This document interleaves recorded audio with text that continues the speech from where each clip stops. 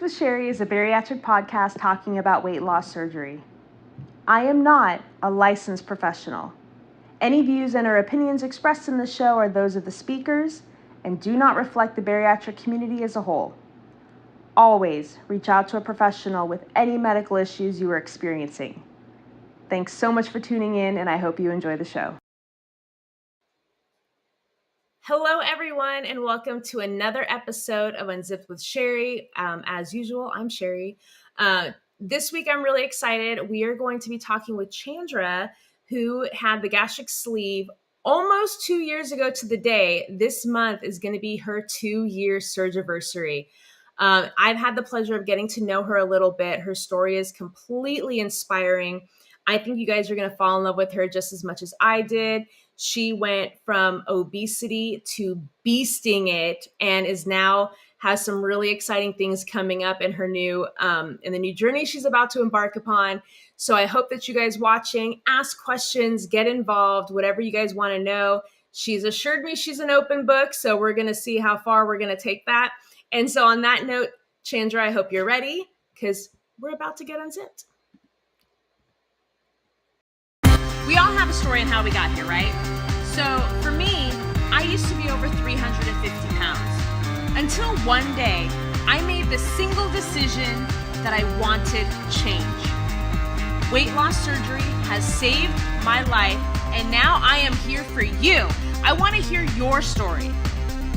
You know, the one that happened during that before and after picture. It's time to unzip. What's your story?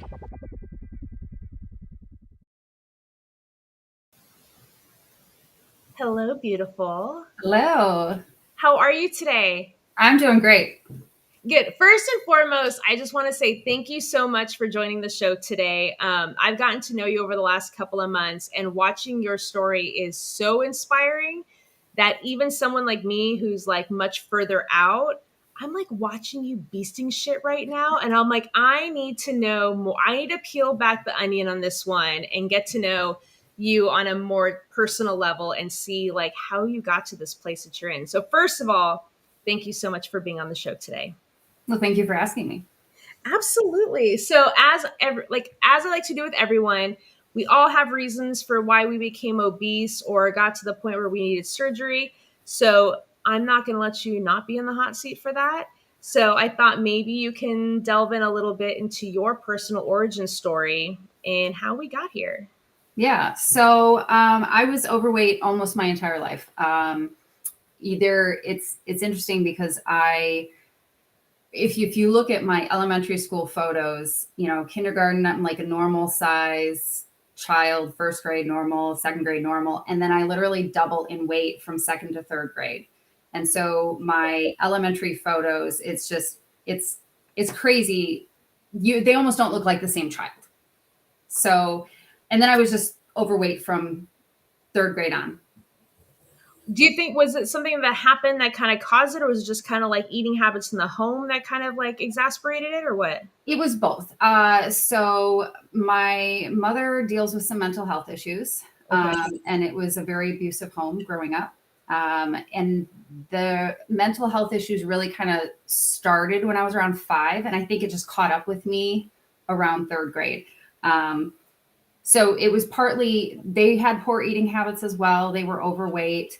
And then partly I think I was that was my way of dealing with the trauma in the home. Right. So. And so was it ever discussed at a young age that, because obviously your parents had to have realized that you doubled in size in a single year. Yeah, it wasn't really discussed. My mother put me on Dexatrim when I was 9. And she made comments about how, like, my grandmother bought me a yellow bikini one year. And my mother like freaked out and told me that I was too fat to wear it and, things like that. But it wasn't like discussed why I was gaining weight. It was never looked at. Maybe she blamed herself internally, but it wasn't, it was my fault. I mean, as far as she was concerned. Well, of course, because you're supposed to know everything at like 9 or 10 years old. Oh, yeah. I'm actually surprised. So I was put on fen-phen at like 13 years old. And Mhm. in hindsight, I mean, I don't think that that was the wisest thing. I personally felt that that was irresponsible for a teenager just getting into puberty and all of that. I can't imagine why they would think it's okay to give you Dexatrim at 9 years old. Yeah. Not okay at all. I mean, and she put me through everything like Dexatrim, Slim Fast, Weight Watchers, everything she could think of. Now I'm thinking this is in the 80s ish. Um, Hmm. so did we do like the Jane Fonda workout? Oh yeah, Jane Fonda. She got me. There was this thing in the '80s for girls, elementary school girls, and it was called. Oh, I can't remember it now. Uh, it was an exercise thing for little girls. Like it came with a leotard and like the socks and little hand weights and stuff. So she got What? me that. Yeah, I'm trying to remember what it was called. Oh my gosh. I still have a picture of me like in this pink leotard, like laying on the floor doing Jane Fonda moves. Oh my god! I remember, like, I think I was 5, and they had me like in these jazzercise like dance classes or whatever. And I only grew up with boys, so the boys were like flipping each other over, being like Macho Man Randy Savage and like Yep. wrestling. And then my aunt and I, who was watching me, we were doing Jane Fonda videos every single morning, and then watching soaps. But that Oh was yeah, and like sweating to the oldies and stuff, like all of that stuff we did. And my mother would put me in sports. So like, even though I wasn't very athletic, so I was forced to do the swim team. I was forced to do softball. I think she was trying to find a way to help the weight situation. Mhm. But I wasn't terribly athletic or interested in team sports. So there was never really an active conversation No. about why it was happening. It was just kind of like these little quick fixes. Mm-hmm. Yeah. Okay. Hello to Tanya and Jessica who are watching live right now. Thank you, ladies. Hi, ladies. So why don't we fast forward a little bit? So you doubled in size by third grade, and then what was it like by the time you got into junior high or like high school? So we got into I got into junior high, and that was about the time that my mother went on that's the time like everybody went fat free. So like the Snackwell's cookies that were fat free and everything was advertised as fat free. Do you remember? Yeah. So she went completely fat free and like butter left our house and, all of that stuff just completely left the house. And that actually, I ended up losing about 50 pounds in middle school between fifth and sixth grade. And that brought me to a healthy weight for a middle schooler. So I was at that weight mainly through all the way through middle school and then going into high school. Okay. And I'm just curious, dealing with that, like, were you consciously aware of like weight and insecurity Yes. at that age? Okay. Yeah. So fifth grade, it was about when I realized that I was massive for a fifth grader compared to everybody else. And then getting into middle school and losing weight, I was still, even though I was a healthy weight for my size, I still felt like I was very overweight. I still had a huge problem with my weight because I am just naturally built bigger. I have a larger frame. I'm more broad. And I've always been the tallest kid in school until much later in high school when the boys finally caught up. But I was always the tallest girl. So I naturally would weigh more, but to a sixth grade, seventh grade mind, Right. I was looking at my peers who were, 80 pounds and I was 150, but I was 5'7", or Right. so it didn't, the height didn't really equate to me at the time. And I just really kind of struggled with the fact that my peers were so much smaller than me. They were little twigs. Yeah. And I thought I could, I don't know. I thought my German Shepherd body could be a Chihuahua, as I saw on a TikTok the other day. It was so fresh. Like I was at 10 years old, I was 4'11" and 130 pounds. And that's when they told me that I was fat and had to go on a diet. But then literally a year later, I was 5'7". I'm like the tallest girl in class. And I did not have a stick frame physique. My family's Italian. I have a giant ass. I have wide hips. I have like linebacker shoulders. And I was the only one in junior high who had boobs at like Yep. 10. I was And going to say I developed very early. By sixth grade, I was wearing a C-cup bra at least, and I had the curves. I had hips. I always had the curves. so yeah, so then like you beat yourself down, like comparing yourself to these girls, but they're stick skinny. Like it's just their Right. body frames are very slender. And then on top of that, you're like the tallest one when you're standing in line, and you're like, one of these things is not my Yeah.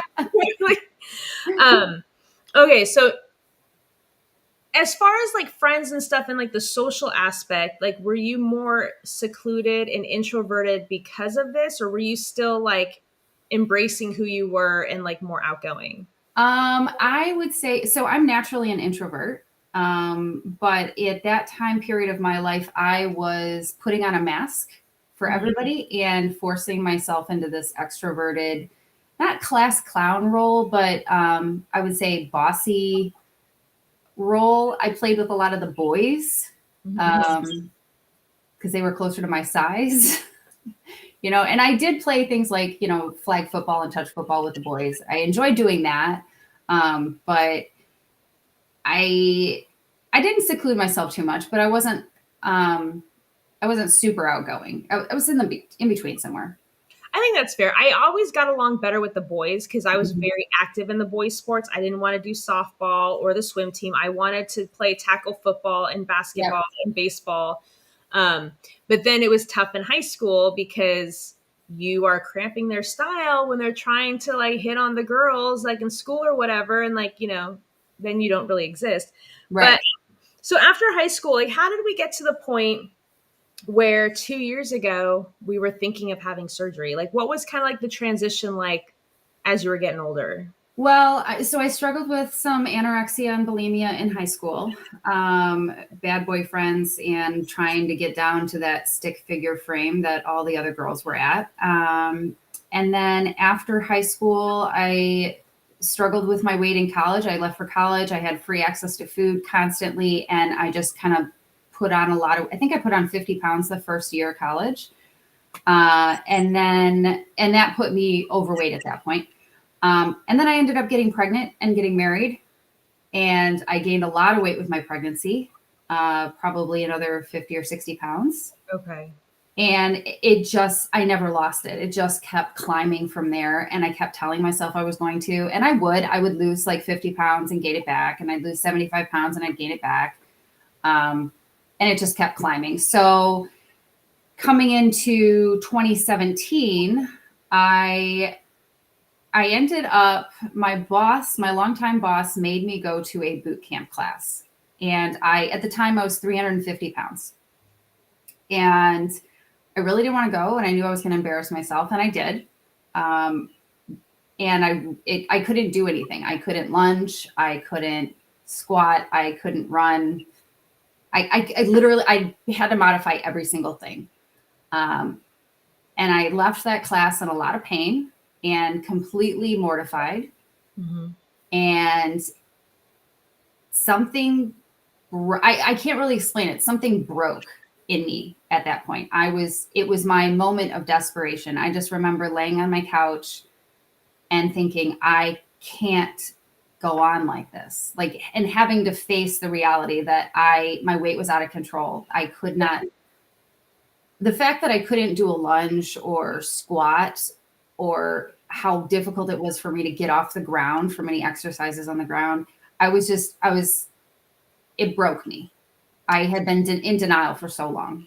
Yeah, and I'm curious for you. Were you one of those people, like, did you recognize that you were 350 pounds, or was it like, I guess the way I'm saying, like for me, when I was 350 pounds, I didn't realize physically how big I was Yep. until a random photo came or you Yep. saw a reflection in a window. Like, were you consciously aware of how big you had gotten? No, no. I knew that my clothing size had gotten to like 26, 28. And as I was getting closer to the 30 mark, that was scaring me.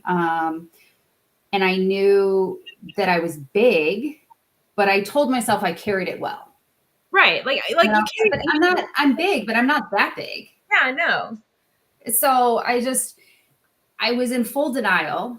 Yeah. Like you said, like as you gain weight, your lack of being able to do things, it comes on so slow that you don't realize everything you can't do until you actually, I think until you actually start losing weight and you start getting those things back and you're like, oh, wait, I haven't been able to do that in I don't know how long.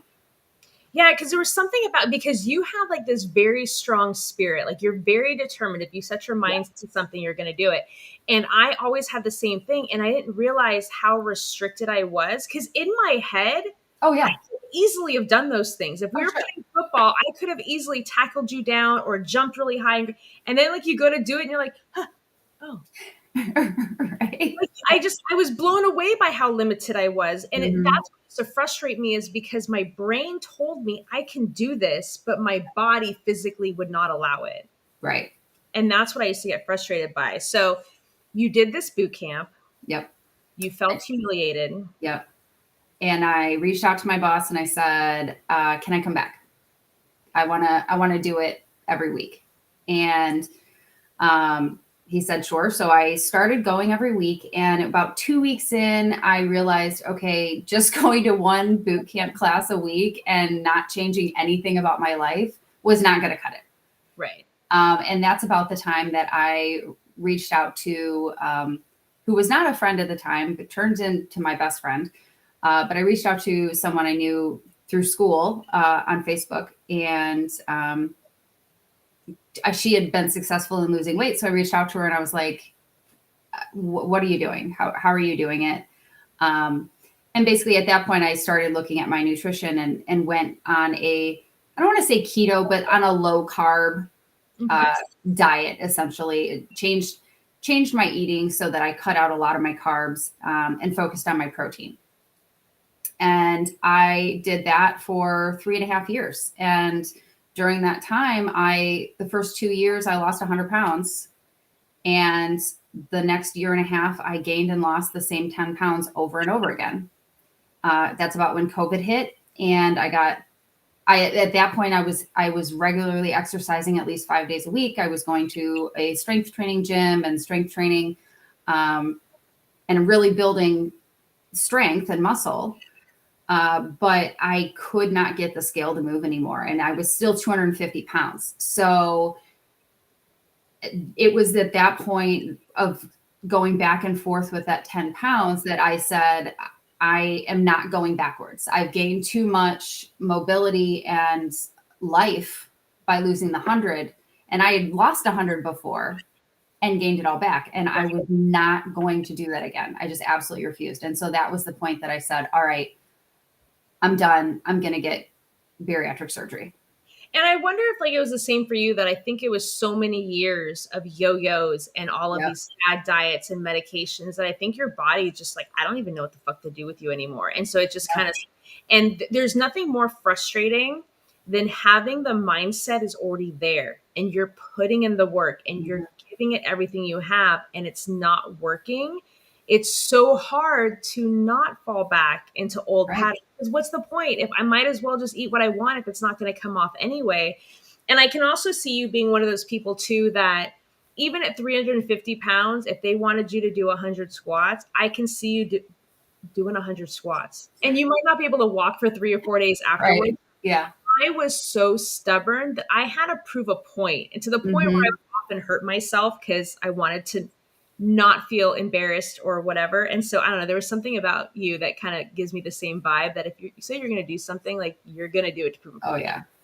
Yeah. And don't tell me I can't do it. Don't tell me you can't do it. Because now that's all I'm going to obsess over. Which I don't think is always the most healthy way to approach things, but it's a hell of a motivator. Right. So if you want me to do something, tell me I can't do it. Right. Then I'll just do it. Yeah. So what made you decide at that point to have the surgery? Like I said, I just broke. I just could not, again, I was not going to gain back the weight that I had lost. And I didn't know what else to do. I was exercising. I increased my carbs. I decreased my carbs. I increased my protein. I played with my macros like crazy. I tried to tell myself probably for the first 6 months that at least I wasn't gaining. I was maintaining for the most part. So that was better than I was. But I could see it starting to creep, and I was terrified of gaining and going backwards.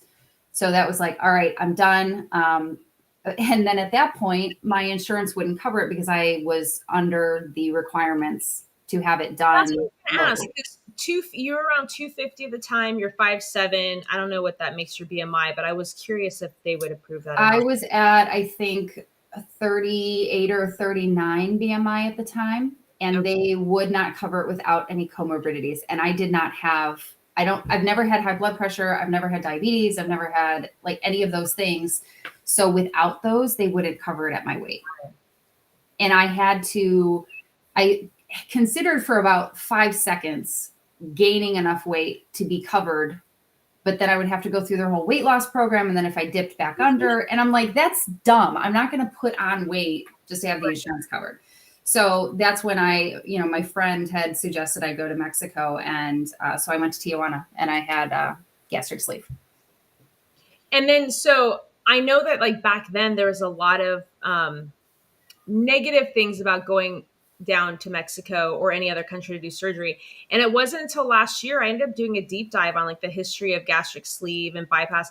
And in my research, they said that in Mexico, they have some of the best doctors in the world doing it in Mexico. And I was like, oh my God, why did they always get such a bad rap for so many years? Yeah. And I'll tell you, my care was excellent. It was phenomenal at the hospital. I went to a hospital that was recommended by someone else that I knew.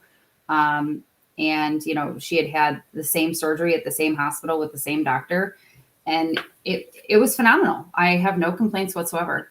And not only that, I've had zero complications. That was gonna be my next question. You had none? None.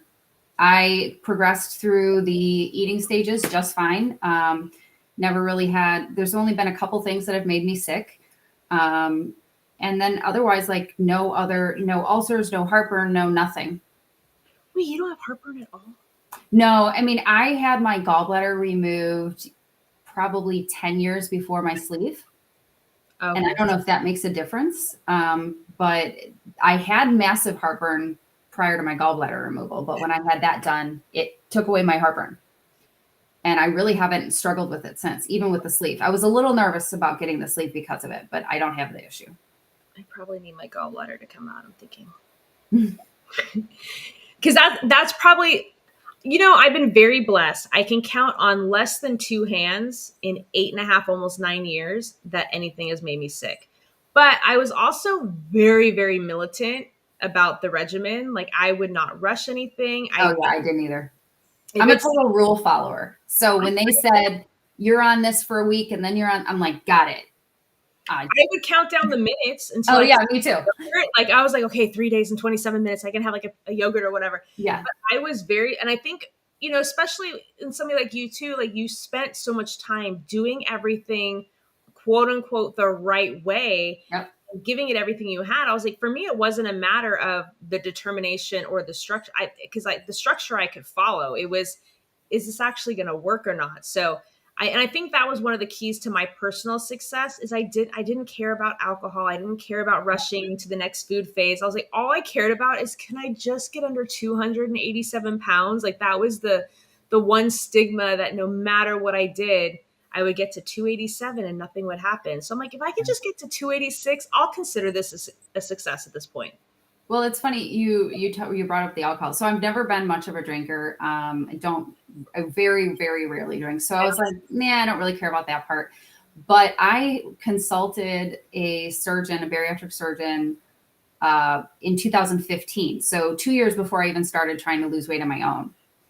And I turned down the surgery at that point because I didn't want to give up my Diet Coke. And he said I had to give up soda. And so that just tells me in 2015, I was not ready. No.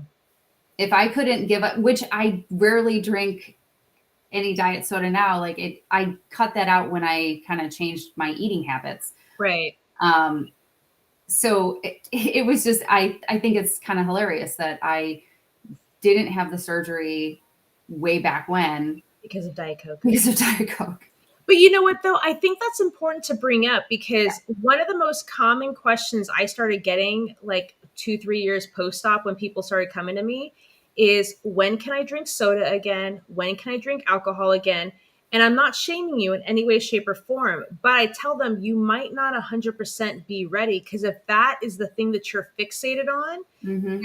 I'm worried this might not be the right journey for you yet, Right. because you should be focusing more on, when can I run again? When can I do certain NSVs again? And so that was my biggest motivator, was not, I didn't give two shits about having soda or pasta again. I'm like, yeah, there were certain, I'm not Yeah. going to lie, there are certain days where you watch TV and you're like, son of a bitch. And like, it's a mental struggle. But Sure. my biggest motivator was, I made a vision board of all of these NSVs that I've never done before or hadn't done in 20 some odd years. And so when I was feeling down, I didn't care about the soda. I was like, I want to do that fucking cartwheel. Like, that is what, like, I was fixated on. So I do think that you were likely not ready Right. in 2015 at all. Yeah. So one of the things that I love about you is you did what I have been advocating for since my journey. I am the biggest advocate that you should be focusing on fitness very early on in Mm-hmm. the journey, because that is my biggest regret. I mean, I was walking, like, I walked religiously, but I did not start lifting a weight until probably 2019, like, which was like 7-8 years later. Yeah. And especially in the last 6 months, throwing my back out was a big reminder that when you lose that much weight, you feel good, like wearing certain clothes, but your Sure. body is damaged, and Yeah. you need to be strengthening the muscles. So how long did you wait before you started thinking about the fitness aspect of it? Well, so because I had a good solid 3.5 years under me of strength training by the time I had surgery. One of my very first questions was, how soon after surgery can I get back to strength training? I always knew that the strength training was super important. Mhm. Within the first 20 or 30 pounds of me starting to lose weight, I had done a body scan and gotten my body fat percentage and my muscle percentage. And what I took away from that first scan was the examiner was extremely impressed by the amount of muscle mass I had. Now, I was still like 60% body fat, Right. but he was at the actual pounds of muscle that I had, or lean mass, he was impressed by that. And so I took that as like, okay, I can't lose that. If Right. nothing else, I can't lose that. So I was very focused on that as I lost weight, to maintain that muscle and just lose fat. And I did that. So coming into bariatric surgery, I was very focused on, like, still, I wanted to maintain my muscle mass and my strength. So that was one of the very first questions I asked, is how soon can I do it? Which was 4 weeks. And I was back in the gym in 4 weeks. Like, to the day I was in the gym. And I took it easy. There were a couple things I couldn't, core work. I could feel it, like, pull a little bit. So I would stop that. But I did get back to lifting quite fast. Did you feel fully healed like 4 weeks out? Like, did you have any trouble sleeping in the Uh, evening? I not not fully healed, Okay. but getting there almost. I would say by 6 weeks I felt fully healed. Okay. How long did it take before you were able to sleep in your own bed? Oh, I slept in my own bed right away. Oh, you bitch. Yeah, I yeah, slept on my that wasn't a own bed problem. for 3 weeks. No, yeah, It was almost like somebody stabbed my abs, well, whatever abs I thought I had underneath. The idea of like getting up and down on the bed, I couldn't do that. oh yeah, no. I don't know if maybe it was because of what the strength I had built going into the surgery. I guess. I mean, especially again, because I've had so much plastics done. I think I bounced back from my plastics faster because of my fitness level. I definitely think that has a lot to do with it. Yeah. And I do want to talk about that too, because I've had a couple people on the show who have had plastic surgery since then. Um, did you have plastic surgery in mind when you had the gastric sleeve? Was it something that you thought that was going to happen down the road, or were you more about, I just want the weight off and to be healthy? I knew from the very beginning that if I was going to ever get to my goal weight, that I was going to need plastic surgery. Okay. So I started saving for plastic surgery the same time I changed my nutrition. You're so smart. And so that was always the goal. But to be honest with you, I never actually thought I was going to get to my goal weight. You didn't think it was going to happen. Mm-mm. I was the same way. Yeah, I didn't actually believe it was going to happen. I was trying for it, but I didn't actually believe it. So I was preparing myself for plastic surgery. I was not preparing myself for quite as much plastic surgery as I ended up having. That first consultation was a little shocking. I didn't realize quite how bad my body was. Right. Uh, And I definitely want to talk about that too, because when I had the surgery, plastic surgery was never in my mind. Number one, like I said, I didn't think I was going to get beneath 287. I never thought I would ever be in Wonderland. Like that was so yeah, far removed from my brain. Um, so I just wanted to be healthy and be like in a normal range. And I just wanted to be able to tie my shoes and go for a walk and not keel over.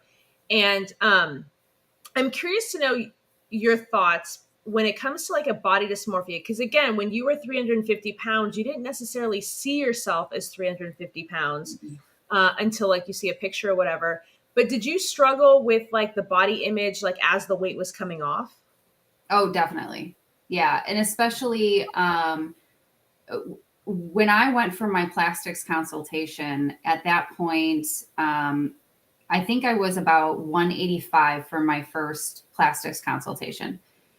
And the surgeon looked at me and told me to stop losing weight, that I needed to stop. And I was at that point, I was like, what are you talking about? Like, look at Right. all of this. And she's like, that's all skin. You need to stop. Oh, I could not get past the skin aspect. But it really, and I didn't really notice it until I lost like another 10 or 15 pounds from that point. And then I really started to like agree with her, like, oh, yeah, no, that is actually skin. mhm. But I still,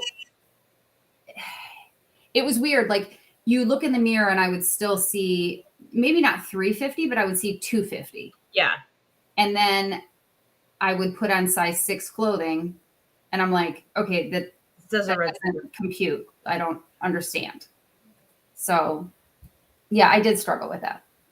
So what was the first thing that you got a consultation for? Like, what was the one thing like, in the beginning when you lost the weight? What was the thing that was bothering you the most? My arms. See, that's me too. Yeah, my arms always were, well, even when I was a healthy weight in high school, my arms were always on the bigger side. Yeah. I always carried a lot of fat in my arms. And when I lost the weight, I could see that it was actually just skin that was still left. But they were just still so big. And then that drooping skin, it was just that melted candle look. Yeah. I was really bothered by it, especially because it was something that had bothered me since I was a small child. So that was one thing I wanted more than anything. And then I also, wanted like a tummy tuck. I had had a couple C-sections. I had that shelf plus the weight loss. And, I just wanted that fixed. And so when I went in for my consultation, I just kind of said, I went to 3 consultations and I just said, I've lost X amount of weight. Take a look at my body and tell me what you would recommend and how we would get there. And I got 3 very different answers. So Really? yeah. So I ended up, going with my 3rd consultation, and I liked her approach, and she was going to do it in 2 surgeries versus the first one who was going to do it in 4. And I knew I could do 2 surgeries. I wasn't sure I could do 4. I couldn't do 4. Yeah. I mean, So sure, if I could, if I had to or whatever, but if it was by choice, I would much rather do 1 or 2. yeah. Yeah. Okay, so compared to the gastric sleeve surgery, how was recovery from? Did you do the arms and stomach first? So I did arms and a 360 body lift with a fleur de lis the first Okay. round. And that was way worse than the gastric sleeve. Oh, don't tell me that. Like how way worse? Like weeks in pain. It was way worse, way less mobile. So Couldn't like, sleep in my bed for weeks. I think I was 3.5 or 4 weeks before I got into my bed. Yeah, it was bad. you're not selling me on it. Because if you, oh my gosh, you're making me move the camera. Because It's bad, but it's temporary. You just got to know it going into it. It's temporary pain what was for a worse, daily stomach result. or arms? The arms were easy for me. That was fine. The Okay. stomach was way worse. And it wasn't so much the incisions of the stomach, it was the muscle repair. And now in fairness, I have heard that muscle repair makes it a lot more intense. Yes. When I had a consultation, I thought it was interesting because I'd obviously have to get a second opinion. But he said based on how my skin hung, I might not need the fleur de lis. He said that he can make incisions right underneath the boobs and pull it up. Okay, so like a reverse tummy tuck up. Yeah. Mm-hmm. Okay, so that's the thing. Okay, kudos for him. Um, so I've heard that the 360 is more painful, and I've heard that the fleur de lis is painful. Yeah. I mean, the worst part for my first round of plastics was I had my drains so the muscle repair, and then I had 4 drains with the 360. Okay. And I had my last drains came out at like 5.5 weeks. So it was a really long time for the drains, but I consciously made that choice because I wanted to get moving. And within a week or two, I was walking on a treadmill slowly. And my surgeon told me it was okay. She cleared me to do it, but she also said, if you're moving, you're going to produce more fluid and we're going to have to leave the drains in longer. It was either that or I don't move. They pull the drains sooner because they're ready. But as soon as I started moving, I would produce that fluid and it would have nowhere to go. So I was like, well, I'm going to move. So Yeah, I have to move. I have to move. I need to know that I can't just do 6 weeks of nothing. I need to know that it's something I'm going somewhere in the right direction. I'm Yep. okay with slow changes as Mhm. long as I can see the destination in sight. Yeah. But if it's just sitting around waiting for 6 weeks, like I'm gonna go stir crazy. Yeah. Exercise has become way too much a part of my mental health as long as, as well as just my journey. So that was the hardest part for me, was having to stop. And then, okay, now you're cleared. And I had like a month and a half of exercise again. And then I had to stop again for my second round of surgery. So that was the hardest part. So that's why I'm like so excited that that's 2 months past. I'm out, I'm done, and I'm just moving forward. So what did you do for round 2? So round 2 was a breast lift with implants and a thigh lift. Okay, isn't that funny? Those are exactly the 4 things that I wanted would be those 4 things. And I decided if I could only choose one over anything, I was going to choose the arms because that does bother me more than anything. Then 2 would be the stomach. Then 3 would be the books, but I can get away with a good bra at least. So people think I have nice books, but I don't. Right. And then number 4 would be thighs. And out of those, so that was exactly my order too. And out of those, the thighs, though I'm happy with the result, I think I would have been fine not doing it too. Really? Yeah. Okay. So in the end, the thighs are a take it or leave it for me. You don't get phenomenal results. I've never seen a phenomenal thigh lift. Right. I see improved, but not like supermodel thighs. That's just not possible. Yeah, I've seen phenomenal arms. I've seen phenomenal stomach. I haven't talked to too many people who have done like the thigh lift. I've also noticed, and this is why I want to talk about the importance of working out too, is since I've been doing like the MOBA challenges and we've been doing squats and wall sits or whatever, even though the scale is not moving, my husband said that he sees a huge difference in my legs to the point where like, I'm wondering, as long as I keep up with it, maybe I won't feel a need to want to think about the legs. There's nothing I can do for my arms at this point. And there are people out there who are like, give me a chance. We'll get them. No, like they hang so low. There's nothing. That's skin there. You're not going to fill that out with muscle. Yeah. And if I did, those are muscles I don't want to have. Right. I'm okay with that. Yeah.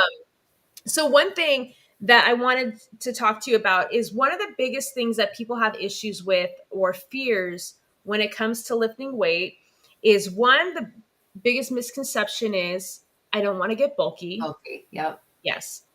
And number two is I'm afraid to go to the gym because people are going to be staring at me. Mm-hmm. So I wanted to get your take on Yeah. stress. So I know I am about 15 pounds heavier than I was at my lowest in high school when I was anorexic.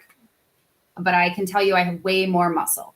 And because of that, muscle is takes up less space than Mhm. fat. So even though I'm 15 pounds heavier, I am a much smaller person than I was at that lighter weight in high school. Um, much smaller. So, I mean, I have my junior prom dress that I got back into prior to plastics. Really? So after plastics, it was actually big. Now it doesn't fit now because my books have made it so it Right. doesn't fit. We've But increased the bookshelf a little right, bit. I increased the bookshelf, but everything else, you know, the waist and everything is too big on that dress now.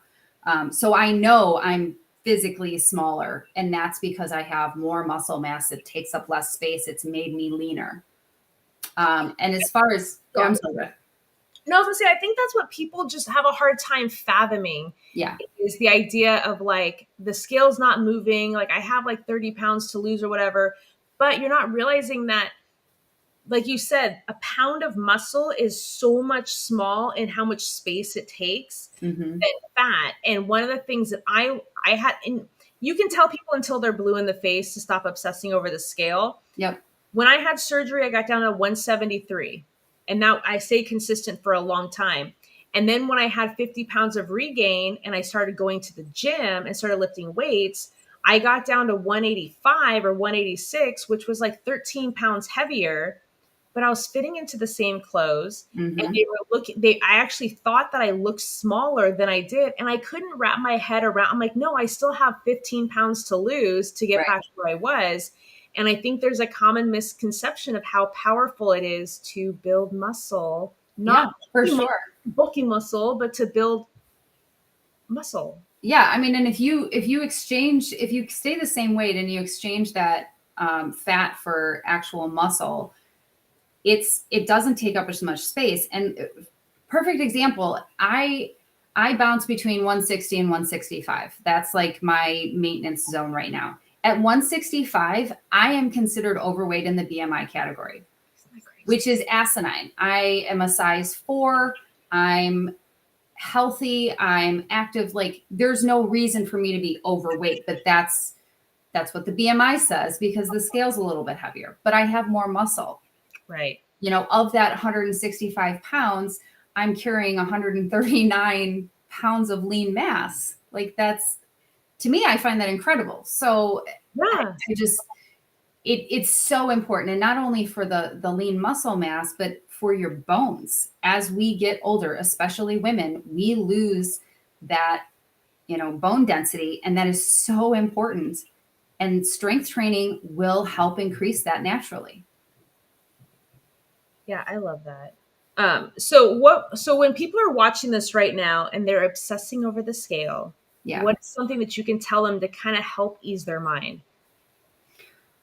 Oh, well, I mean, some days I do great with that and some days I don't. Just going to be honest. We're not perfect. I still struggle with it. Yeah. So I'm at a point now where um, I just have to remind myself that even when the scale ticks up a little bit, my clothes still fit. You know, I go by clothing um, feel.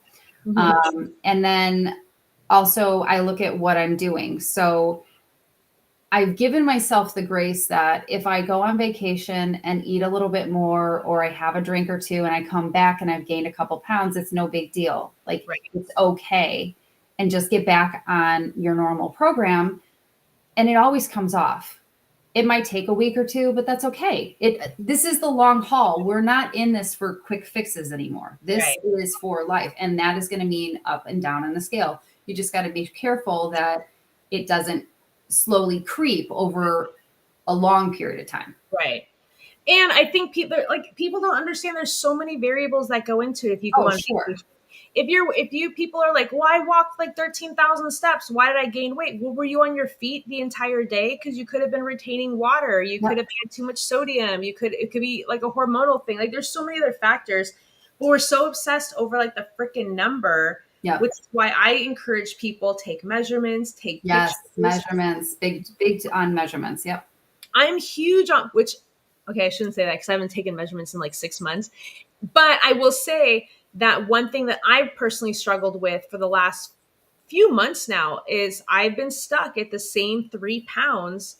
And I was like, I'm doing challenges at one point twice a day. I'm going on walks. I'm doing, like my back is in a much better place. I'm lifting heavier when I meet with a trainer. I'm like, what the fuck is going on? However, like I said, I put on pants. I'm seeing more curves than I've had in Yeah. a Your while. body's changing. Yes, the Yeah. booty is lifting a little bit. Like there's kind of a Hmm. booty now, and I'm like, okay, that who cares? I don't care. I for the first time, I'm not caring about the scale because I can see tangible evidence that something is working. Hmm. And I'm sorry, but screw the BMI thing Yep. because I got down to 168 last year before everything changed, and I was still considered overweight. And I'm like, for me, I fit into a single digit pant size for the first time in my life, and I'm still like overweight. Like I can't. Yeah. I don't care about. I had to completely throw out the BMI and stop. I focus on, and not so much for me, I don't really focus on the scale anymore. I still do the body scans occasionally. And, I focus on the muscle composition. Hmm. Am I increasing muscle mass? That's really all I care about. I would like to do. I've never done it yet. Like one of those body scans to kind of see Mhm. exactly where I'm at, and then try it again 3 months later and see like how it's increased or improved. Um, and one question I wanted to ask you is because in your case, you're very unique in the sense that you've now been on either extreme when it comes to body image, and you've gone from at one point in your life dealing with anorexia and bulimia, and then at one point in your life dealing with obesity. I'm just curious for you personally, like how have you been able to maintain balance to not let yourself go in either direction and either become too obsessive to go back to one route, or not feeding into emotions and issues that would cause you to go in the other direction? Yeah. I mean, I will be the first one to admit that I've had a lot of therapy. And I had to deal with my shit.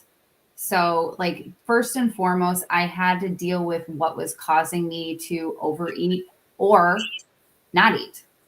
And that is for the not eating. I'm very stereotypical. It was a control thing. It was the one thing I could control in my life at the time, and so I didn't eat, or I would binge, and then I would feel like shit about it, and I would throw it up.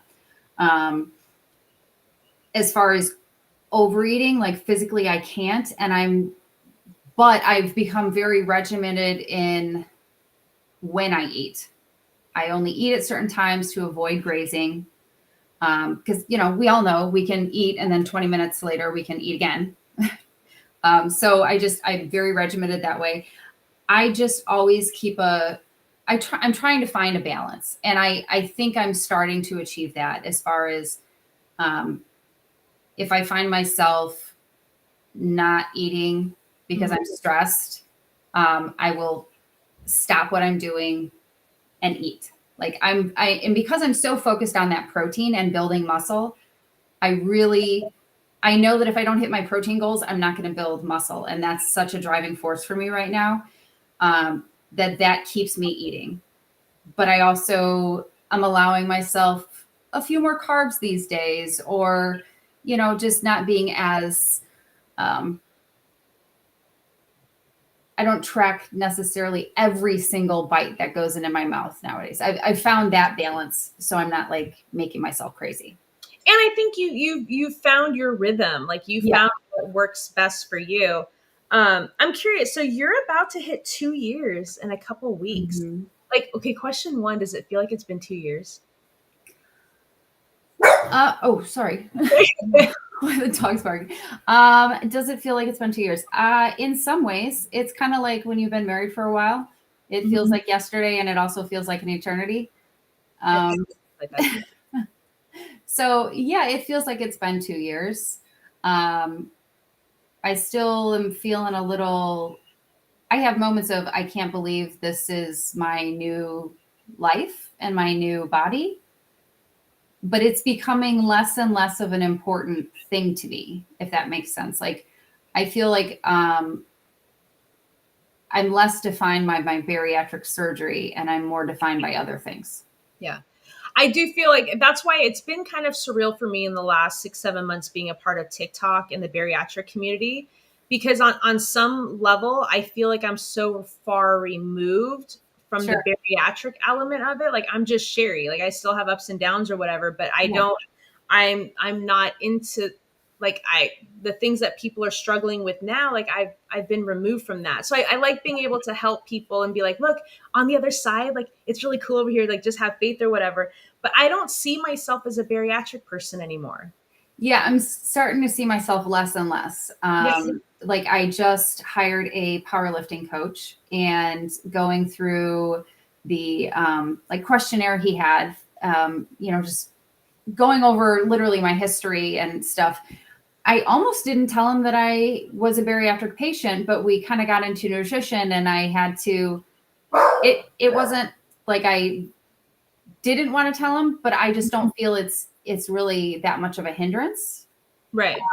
to what we're doing. But I did in the end, I did tell him because he may want me to eat some crazy amount that I can't eat. So I was like, all right, well, I better tell him like, okay, this, if you want me eating more than I'm currently eating, that might be a struggle. Yeah, the only time I noticed lately that it even came into question is before I found the trainer that I'm with now. There's a trainer that I was like kind of interviewing or talking to, and he was like asking how much I weigh. And I think at the time I was like 175, 180 or whatever. And he goes, well, you need to eat that much in grams of protein. And I'm like, okay, I can't physically consume that much. Now I know there's other people who are less out than me that probably can. I said, I physically can't consume that much. And he kept saying, like, don't worry, we'll get you there. And I'm like, You're like, no, you don't understand. get there. Like, I physically can't. And when I did the 75 hard last year, you're supposed to drink a gallon of water. Yeah, that's impossible. Yeah. And the first day, I was, okay, embarrassing for me. I thought a gallon was like 64 ounces or Nope, whatever. 128. And somebody's like, no, that's a half gallon. And I'm like, wait, how much is a gallon? And I was at like 72 ounces for the day. And they're Yeah. like 120. And I'm like, fuck, it's 7 o'clock at night. And I'm like trying to drink. And I'm literally doubled over in pain. And Eric is like, you are not doing this. He's like, you're literally going to die. You're waterlogging yourself. And I'm like, Right. I have to do it. I had the structure. I had to do it. And it wasn't until I talked to a bariatric nutritionist. She's like, you don't need to consume, like you physically can't. Now, Yeah. people can drink a gallon of water with no problem, like more power to you.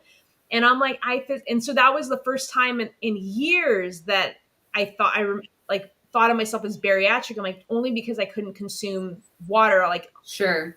on like somebody else. But other than that, I don't consider myself a bariatric person anymore. I'm just Yeah, me. I think that's the biggest thing. And I would say it's kind of been the last 3 or 4 months that I really kind of felt like I'm kind of floating away from the bariatric world. Mm-hmm. Not that I'm giving it up. I love everybody in it. The community is great. But it's just not as important to me anymore.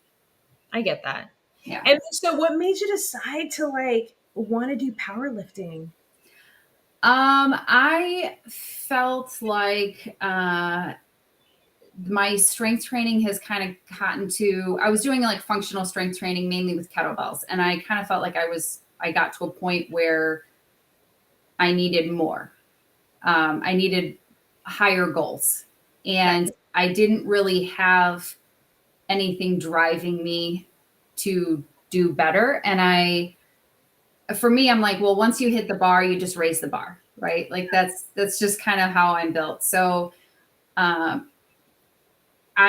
don't know. I got into thinking that maybe it would be fun to compete. And that would be something to, strive for and to beat those PRs. And so I made a decision probably about a year ago that after I was done with plastics, that's the route I was going to go. So 2 months outside of plastics, I met with, I finally reached out on my 43rd birthday to a coach and just had a consultation with him and then started today. See, I love that. And I love that we don't realize what we're capable of until we just attempt something.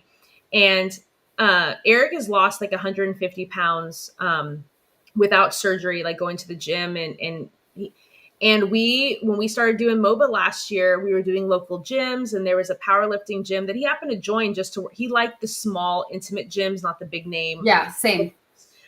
And especially in this town is a smaller town. So like everybody's like willing to help you out. That's why there was no anxiety. I used to have anxiety going to the gym because I used to have the same feeling like, okay, they're watching me, like, you know, I was terrified the first time I walked into my gym. I knew I was the biggest person there. And honestly, I just gritted my teeth and just went. I figured if I had music on in my ears and I can't hear the Snickers that aren't really there, that I'm assuming are going to be there. The one thing about the powerlifting gym is it's all old school machines. It's not. Oh, Monday was my consultation and I did a little like TikTok story because I pulled up and there are like two huge muscly guys standing outside. And I was like, oh, I am in the wrong place. This is scary. I don't know if I can go inside. And then I went inside and it's super intimidating. The people that are in there that are like regular competitors and then old school gym equipment. And I'm like, okay, I don't know if I'm ready for this, but we're going to do it. So even now I'm scared going in. I just feel like an LA Fitness where like you just move the lever down into whatever number, not like taking these 45. No. That the workout in itself is putting the weight on the machine. Yep. And like racking it and unracking it. Yep. No, but I'll tell you this, like the first powerlifting competition we watched, we had a MOBA table and I saw Eric's face and he was watching these guys and the amount of strength and the women that were just beasting it. And I was like, wait, these women are powerlifting, but they're not bulky. They're not like what I envisioned of like why I didn't want to like lift muscle or like build muscle.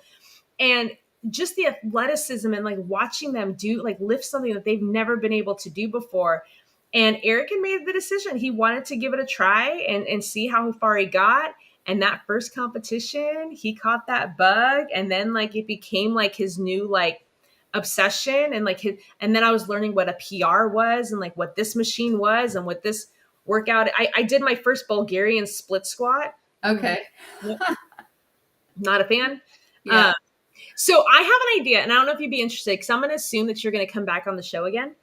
Okay. I would love to do one of your workouts with you. Okay. Wait, what are you laughing? No, I just like live. I'm not laughing at you. I'm laughing at how like I am not my balance isn't great and I'm like super uncoordinated. So I'm laughing at myself.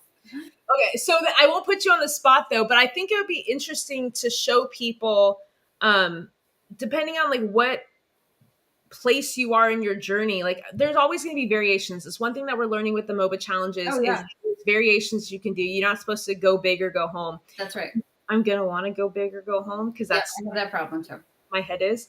But like I've never really used kettlebells very much. I've never used like certain things. So I think it could be fun to get people involved who are watching the show and we can announce like ahead of time, like you need a band or you need a kettlebell or like what you need. But I think it would be kind of fun to. I think actually for beginners, kettlebell work can be really satisfying and pretty easy for a lot of people to pick up. There's a lot of really good moves that are not that hard, and I think are really fun. So it would be fun. The thing I struggle with at the gym the most is the monotony of it. I get bored very quick. Now, some people thrive on knowing exactly I'm going to do X, Y, and Z or whatever. For me personally, I just get bored. I need like I could play football for 6 hours and not ever once think of it as working out. But 10 minutes in the gym, like on a treadmill, I'm like, get me out of here. Like I need like that I want to like, I unalive myself if I'm 10 minutes on a treadmill. Like I hate that.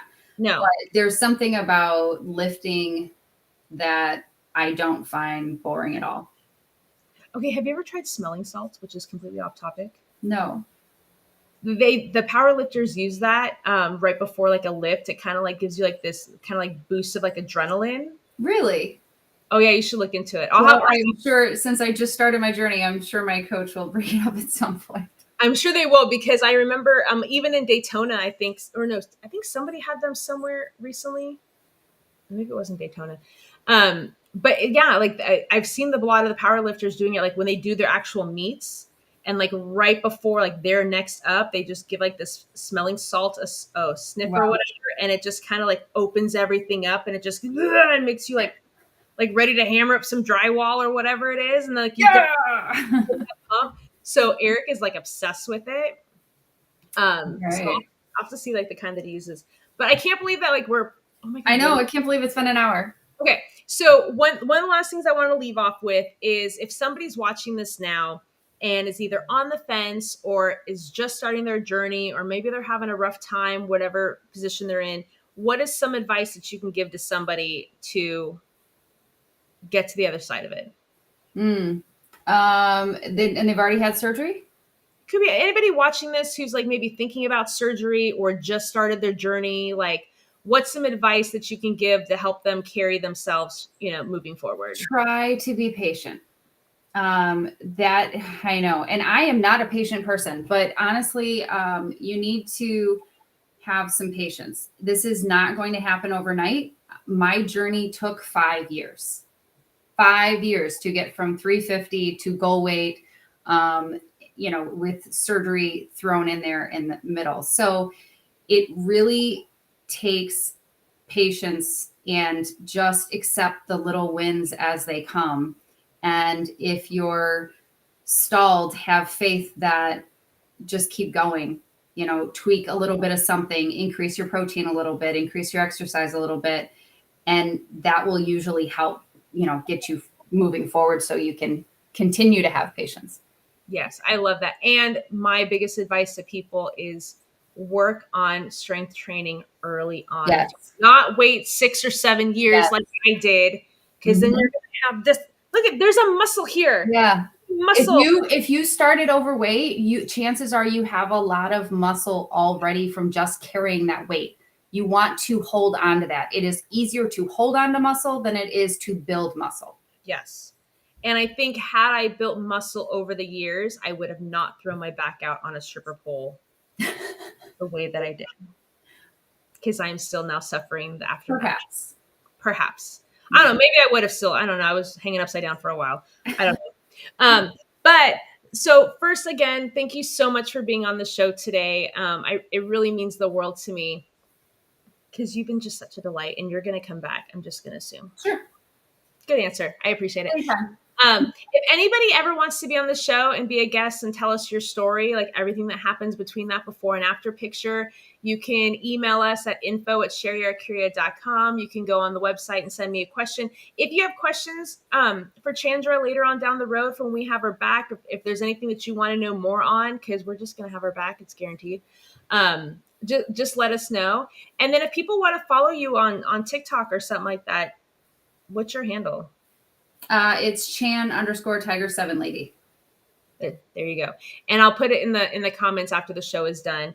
And on that note, thank you everybody who has been watching for this week. Stay tuned for next week. And I hope you guys have an amazing day today.